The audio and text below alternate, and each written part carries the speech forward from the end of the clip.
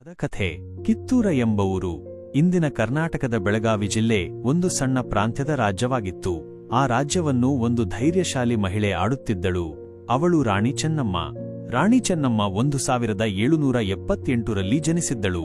ಅತಿ ಚಿಕ್ಕ ವಯಸ್ಸಿನಿಂದಲೇ ಅವಳು ಗಿಡದ ಹತ್ತಿ ಚೆಲ್ಲಿ ಕುದುರೆ ಓಡಿಸುವುದು, ಬಿಲ್ಲುಬಾಣ ತರಬೇತಿ ಮತ್ತು ಶಸ್ತ್ರಚಾಲನೆ ಕಲಿತಳು. ಚೆನ್ನಮ್ಮನು ಕಿತ್ತೂರದ ರಾಜ ಮಲ್ಲಸರ್ಜ ಅವರಿಗೆ ವಿವಾಹವಾದಳು. 1816ರ ನಂತರ ರಾಜಬಡವನಾಗಿದ್ದ ಮಗನಿಗೆ ಇಳಿಗೆನಾಗಿ ಆಳುತ್ತಿದ್ದಳು. ಆದರೆ ಅವನು ನಿಧನರಾದಾಗ ಬ್ರಿಟಿಷ್ ಈಸ್ಟ್ ಇಂಡಿಯಾ ಕಂಪನಿಯವರು ಡಾಕ್ಟ್ರಿನ್ ಆಫ್ ಲ್ಯಾಪ್ಸ್ ಎಂಬ ನಿಯಮದ ಮೂಲಕ ರಾಜ್ಯವನ್ನು ತಮ್ಮದು ಎಂದು ಘೋಷಿಸಿದರು. ಆದರೆ ರಾಣಿ ಚೆನ್ನಮ್ಮ ಇದನ್ನು ಒಪ್ಪಲಿಲ್ಲ. ಅವಳು ತನ್ನ ದತ್ತ ಮಗನನ್ನು ಉತ್ತರಾಧಿಕಾರಿಯಾಗಿ ಘೋಷಿಸಿದಳು. ಅವಳು ಬ್ರಿಟಿಷರ ವಿರುದ್ಧ ಯುದ್ಧಕ್ಕೆ ಮುಂದಾದಳು. 1824ರಲ್ಲಿ ಕಿತ್ತೂರದಲ್ಲಿ ಯುದ್ಧ ನಡೆಯಿತು. ರಾಣಿ ಚೆನ್ನಮ್ಮ ಮತ್ತು ಅವಳ ಸೇನೆಯವರು ಶೂರವಾಗಿ ಹೋರಾಡಿದರು. ಮೊದಲ ಯುದ್ಧದಲ್ಲಿ ಬ್ರಿಟಿಷರನ್ನು ಸೋಲಿಸಿದರು.